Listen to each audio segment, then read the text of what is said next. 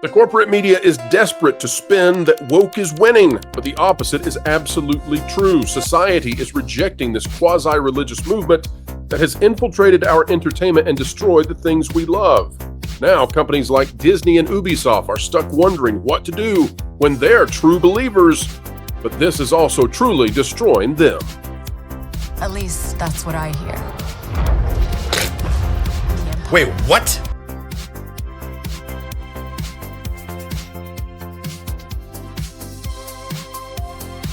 Hello, ladies and gentlemen. Welcome back to the Pro Channel, where we endeavor every single day to explain entertainment, keep you ahead of the culture curve. We do it by telling the truth and, oh, by the way, exposing those who choose not to. If you enjoy this sort of content, consider clicking the like button, and we'll get underway rapidly. We have much to cover and uncover. Take a look at this. It's out of X, and it comes from Variety. Now, you're going to see Variety is below what I'm saying. I'll come back up to what I'm saying in just a moment, and then I'll prove it for you. Hang tight. Variety says, the opening of Agatha All Along appears to be roughly on par with that of Percy Jackson and the Olympians, which debuted with 13.3 million views in 6 days, as well as the Acolyte, the Star Wars series that hit 11.1 million views in 5 days. And I said, you hacks. Agatha is down 40% compared with the Acolyte. And as you all know, the Acolyte is not all right. Canceled almost immediately after its finale. Acolyte, a true horrendous bomb, a humiliation for Star Wars, for Lucasfilm, and for Kathleen Kennedy. And considering what all Lucasfilm and Kathleen Kennedy have been through, it's really something to be able to humiliate them all over again. It's also probably the end of Leslie Headland having a chance to direct, write, or be a showrunner for something that big. Now, how do we figure out, though, that Variety is simply untrue here? Totally untrue here. How do we figure out that Agatha is not at all comparable to these things? Well, let's go here. Here's Variety's statement. From Variety themselves, folks. The first episode of Agatha All Along hit 9.3 million views on Disney Plus in its first 7 days of streaming. I'm going to show you how they trick you. You ready for this? Jonas J. Campbell brings the truth bombs. We love Jonas, don't we? He just did such a great job on bringing out the Acolyte's actual budget and was cited by Forbes. We'll get to Forbes here in a little bit, by the way. But Jonas says, so 11.1 million views in 5 days is bad. Okay, so the Acolyte reached 11.1 million views in 5 days, and that was bad because, well, the Acolyte was canceled, and it was canceled rapidly. 11.1 million views in 5 days. And that was 3 million short of Ahsoka, by the way, which is not seen as a win either. So everything's in decline. And then, what is the comparison? Let's go back up here and then we'll read Jonas. Agatha All Along hits 9.3 million views in 1 week. Jonas has it right here when he says, it seems that way, seems like Agatha's doing fine, until you realize it took them 40% longer than Acolyte to get to a lower number. And Acolyte is still recognized as a bomb. Let me make this very easy for everybody, okay? Here's how you can figure this number out. The 40% drop, remember I told you about? 9.3 million views in 1 week on Disney Plus. In order to figure out how much worse Agatha is doing versus the Acolyte, take 9.3 million views and divide that by 7. That will give you the average number of views per day for Agatha, for Agatha in its first week. 9.3 million views, divide that by 7. Then take the Acolyte and divide it 11.1 million by 5. That will give you the average number of views per day for the Acolyte. And then multiply that number, both of those numbers, back by 7. You'll arrive back at 9.3 for Agatha. You will not arrive at 11.1 for the Acolyte. You'll arrive at a much larger number. And that's how we know what my statement is true. Agatha is down 40%. The trick here is to use different measurements, and that's Disney and Variety doing that. Use different measurements to make it seem like it's somewhat of a hit. Now, I want to show you, and by the way, the reason that Agatha is just a total woke loser, and so is the Acolyte, by the way, is because both of those properties are taking their franchises, which are essentially male-dominated franchises, and yes, there is a difference in a feminine and a masculine franchise. Barbie is definitely feminine. It doesn't matter if you want it to be something else. It is what it is. My Little Ponies, it's a feminine franchise, or My Little Ponytails, right? We could keep going through those. Those are feminine properties, and there are masculine properties, and they're typically and traditionally identified with masculine kinds of consumers. We're thinking about monster trucks. There's just not a huge audience for girls and monster trucks. Now, I'll say this: if you're a girl and you love monster trucks, or if you're a girl and you love Marvel, or if you're a guy, if you're a brony, cool. I'm not here to be dismissive about you in the least. I'm simply here to say that those franchises are dominated by a particular type of consumer. And Agatha and Acolyte do something that is counterproductive to them being successful. And that is, they attempt to take a franchise that is dominated by one particular type of demographic, and then they create the product for a completely new and different demographic. Then they fail with that demographic, and as well the demographic that traditionally would be interested in the franchise in the first place. That's wokeism. That's wokeism, and it's destroying Disney. I want to go now to what else is happening. We're going to give you example after example of just how badly things are going for woke and how much the media is trying to hide this. This is out of Film Threat. It's the D-Files by Alan Ng. Our good friends Alan Ng and Chris Gore over there do a marvelous job. And it says, with the recent news of Jennifer Lee stepping down as the chief creative officer of Walt Disney Animation, it's hard not to reflect on her devastating impact on the OG animation studio that started with a mouse. Now, I just want to say this before we go too deeply into it. Folks, this is another example, now not this article, but this situation is another example of the media attempting to spin that woke is winning and that you, with your traditional sensibilities, that you're just a moron. You're a plebe. You're a Luddite. Well, here's what's really going on. Disney has said that Jennifer Lee is stepping down as chief creative officer of Walt Disney Animation so that she can be more fully involved in the Frozen 3 and 4 movies. That's total bumpkus. There's no way that can possibly be true. People don't step down from their high positions to take lower positions with happiness. There's no way that Jennifer Lee would step down from her permanent position to take on these temporary tasks with no mechanism to return to that position when she's done. And that's just not how corporate structures work anyway. Why would Jennifer Lee ever do that voluntarily? She wouldn't. But that's the play. That's what they want you to believe. It says, with Jennifer Lee firmly in place as the head of Walt Disney Animation and her plans for a 50-50 female-male animator equity in place, by the way, ratios and quotas, her next goal was to include diverse voices to lead the next generation of feature animation. In 2019, Lee announced the names of 4 storytellers to direct 4 new films. This is, again, out of Variety. From within Walt Disney Animation, Lee chose Josie Trinidad, story for Zootopia and Ralph Breaks the Internet, and Mark Smith. Lee pulled the other 2 from outside. The first is Carlos Lopez Estrada, who, by the way, was a guy most famous for doing Mexican music videos, who directed Raya and the Last Dragon, and well, that was a complete subversion of Cambodian culture. So that just, if you wanted authenticity, you won't find it there. And Iranian-American filmmaker Susi Younesi. Many of the veteran animators saw these hirings, particularly Estrada and Younesi, as Walt Disney Animation embracing DEI. Disney had a long line of veteran animators, investing time and energy in the hope that one day they would helm a Disney classic. Now these scarce opportunities were given to people who were labeled diverse and never worked in animation.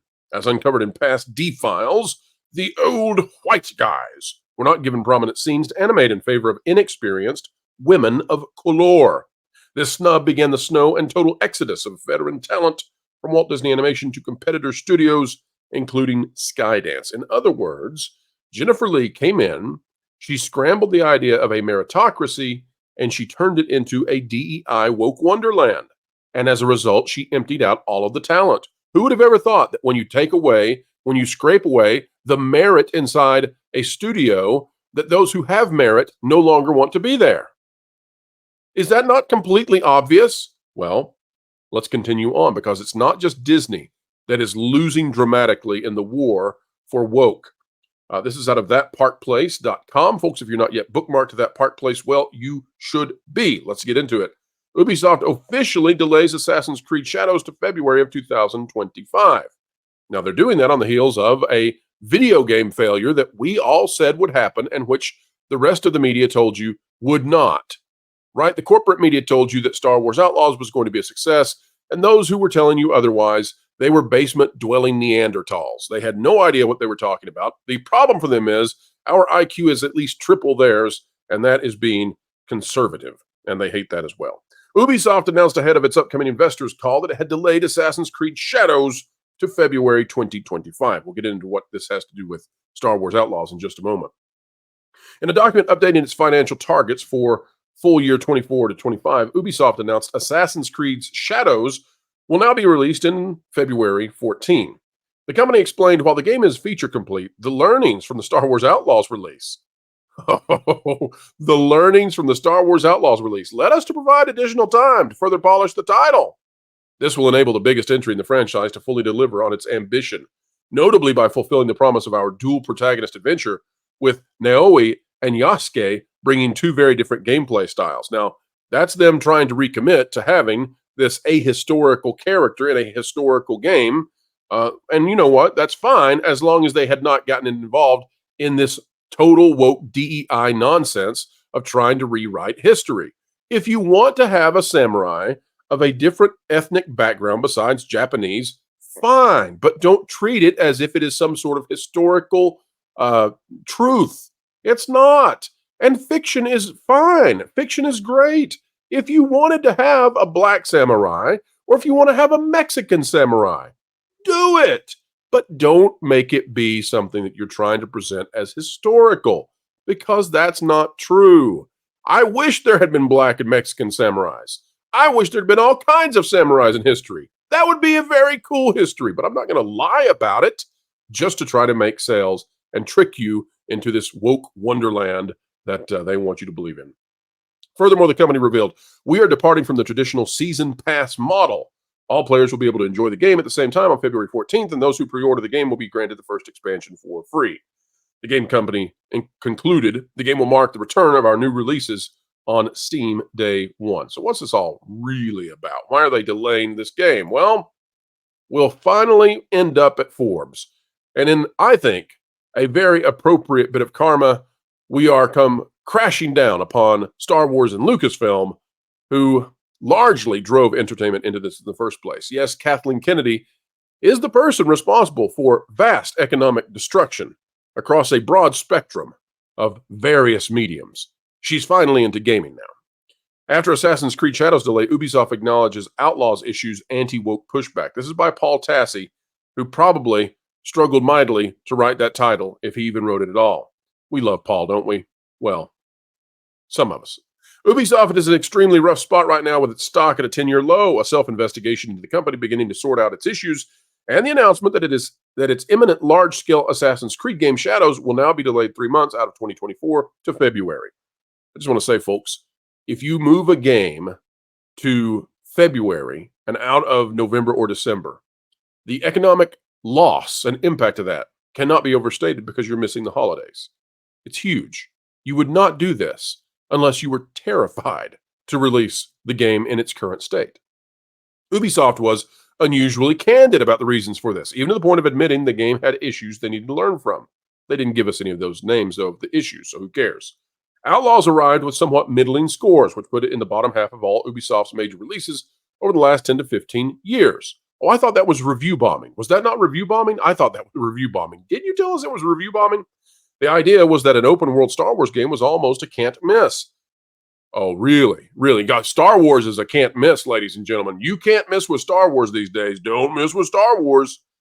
But between bugs and criticism of its heavy stealth focus, it just didn't do as well as they wanted. And that includes sales-wise. Now, Massive is patching the game not just to fix technical issues, but even to modify some of its stealth sections to be more player-friendly, plus additional improvements to combat more generally. Oh, that's why it failed. That's why.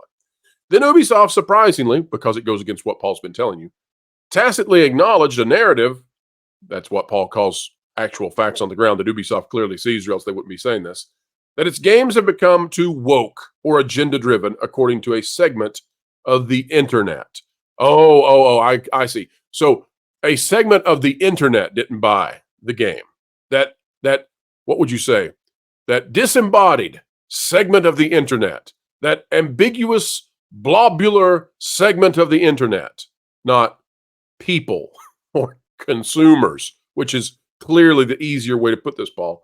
A large swath of consumers. Here's what they said. I want to reaffirm that we are an entertainment-first company creating games for the broadest possible audience, and our goal is not to push any specific agenda. We remain committed to creating games that everyone can enjoy. While Ubisoft already apologized to its Japanese audiences over some questionable promotional materials for Shadows, the pushback was also about the inclusion of Yasuke as one of the two leads, a legendary black samurai where there was, or is, and there is no longer an ensuing debate. It's debunked completely. This guy was not a samurai, and stated that he should not be starring in it at all. And that's false again, Paul. The deal here is that if you're going to present a character as being a historical figure and you're going to try to push all of this history about it, it should be true. It shouldn't be retrofitted history rewritten for a woke agenda. That is back into that postmodern my truth, not the truth junk, and consumers now are wise to it. Consumers are also wise now to the fact that woke is truly going broke, and companies are figuring it out as well. That's why you saw Disney recently have all of these articles coming out talking about how they removed the agenda stuff from Inside Out 2, and you see how it did. Compare Inside Out 2 to Lightyear, and you'll see that there's a chasm of about $1 billion. So for those who want to continue to push woke, it's $1 billion difference in what you'll make. A woke game, or a woke movie, or a woke TV show. Whether it's The Acolyte, whether it's Snow White, whether it's Agatha, whether it's Assassin's Creeds, or Dustborn, or Concord, whatever you want to say, folks. Will there be exceptions? Yeah, there's Barbie. And we've talked about the very specific way that you can do a woke product and win. The only other way you can do a woke product and win, and I recommend if companies want to do this, it's fine. Put a $2 million budget, because that's what you're going to need, because there is no economy ready to support it. But if you can make $4 million off of $2 million, have at it. $200 million is no longer going to cut it, and $400 million definitely will not. Woke is losing badly. And folks, now you know the truth. All right, if you enjoyed content like this, consider clicking the like button, share, subscribe, click it, stick it to the algorithms. It is the notification bell. Drop a comment right on down below. Let me know your thoughts. I would love to hear them, read them, see them. And folks, we're looking forward to bringing you more content on the way, often, usually perhaps even with guests here on, but I wanted to cut through all this because there's so much. And if we'd had a conversation about this, we'd have been turning more into a podcast. It'd been like, a 40-minute discussion as all the information we provided. So hope you enjoyed this one. We'll have some guests on really soon, and we hope you're having a wonderful day. If you're in the path of that hurricane turned tropical storm, we hope that you are staying safe. Don't go into high floodwaters. Stay away from down power lines and all of that sort of thing. And remember, folks, if you're going to post something on X about hurricanes and that sort of thing, remember that some people are suffering. So have some class. I saw something earlier that I just thought, why would you ever post this? Why would you ever post it? I won't tell you what it was. Some of you out there will know. All right, folks, until the next time, keep learning, keep growing, and as always, keep having fun. Are you sick and tired of stuff being swept under the rug because you or the media are too lazy to actually deal with it? Or are things just building up around you so much that you can no longer ignore it? Also like the mainstream media? Well, I got the solution for you. I'm Wilton the Troll, and I want to tell you about this revolutionary new product called Jonas. That's right, no longer do you have to put up with stuff shoved under the rug. You can actually get rid of it and dispose of the problem in seconds by using Jonas. You can, in a matter of seconds, deal with the political and illogical buildup of the muck and grime around you effectively and efficiently with Jonas. You might think this is an ordinary vacuum, but you'd be wrong. You can clean up and remove from one end, but Jonas, he actually works from both ends. From the back end, Jonas can blow a whole bunch of hot air, and that's cool. Remember, folks, if you actually want to deal with the dirt and grime the mainstream media has been neglectful about, get Jonas, 'cause Jonas sucks.